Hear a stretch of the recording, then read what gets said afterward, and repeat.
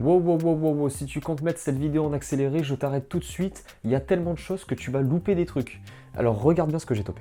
En effet, ça fait un moment que j'ai pas fait une vidéo où il y avait autant de choses. Alors je sais même pas par quoi commencer. Je pense qu'on va commencer littéralement dans l'ordre des médias par pile. Voilà. Tout d'abord, le média où il y en a qu'un seul.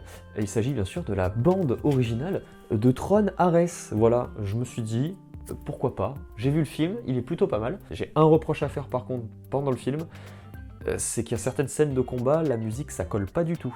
On continue avec deux petits jeux, voilà, de la même licence d'ailleurs. Pas sur la même plateforme, mais de la même licence.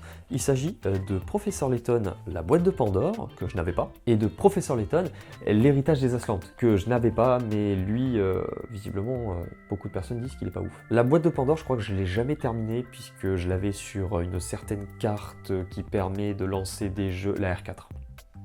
La R4.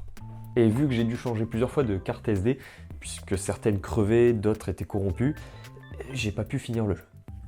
Je pourrais enfin le faire correctement. L'héritage des Atlantes, comme je le disais, par contre, je ne l'ai jamais fait, donc ça va être une pure découverte, surtout si je les fais dans l'ordre. Ça m'intéresse aussi de les faire dans l'ordre, donc on verra bien. Et pour finir, le dernier média, il y a trois choses, bien sûr, dans ce média. Il s'agit tout simplement de Steelbook. Tout d'abord, j'ai dû me rabattre sur cette édition-là, puisque l'édition que je voulais de base était plus dispo.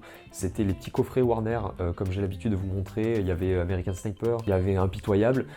Tous ces coffrets-là, voilà, c'est des coffrets Warner, édition un petit peu spéciale. Freddy aussi, les Griffes de la Nuit. Malheureusement, Full Metal Jacket était dispo dans cette édition-là, mais plus dispo depuis un moment, donc je me suis rabattu sur l'édition limitée Steelbook, qui a la tranche la plus moche du monde. Mais au moins je l'ai, puisque je n'avais pas le film tout court. C'est un des films que j'ai quand même vachement apprécié quand j'ai découvert, donc hâte de pouvoir le revoir dans une qualité un petit peu plus élevé. Et on ne laisse pas Kubrick de côté, puisqu'on continue avec Orange Mécanique. Celui-là, je ne l'ai pas vu par contre, mais tout le monde m'a dit qu'il était très space, donc hâte de le voir. Dans tous les cas, pareil, c'est une édition avec une tranche absolument immonde. Et pour finir, encore du Warner, décidément. J'ai pas d'action commerciale chez eux. Non, par contre, Dune Prophétie saison 1, ça m'intéressait, même si je n'ai pas encore vu les films de Villeneuve. Ça passera bien après, au moins je l'ai, je me le sécurise.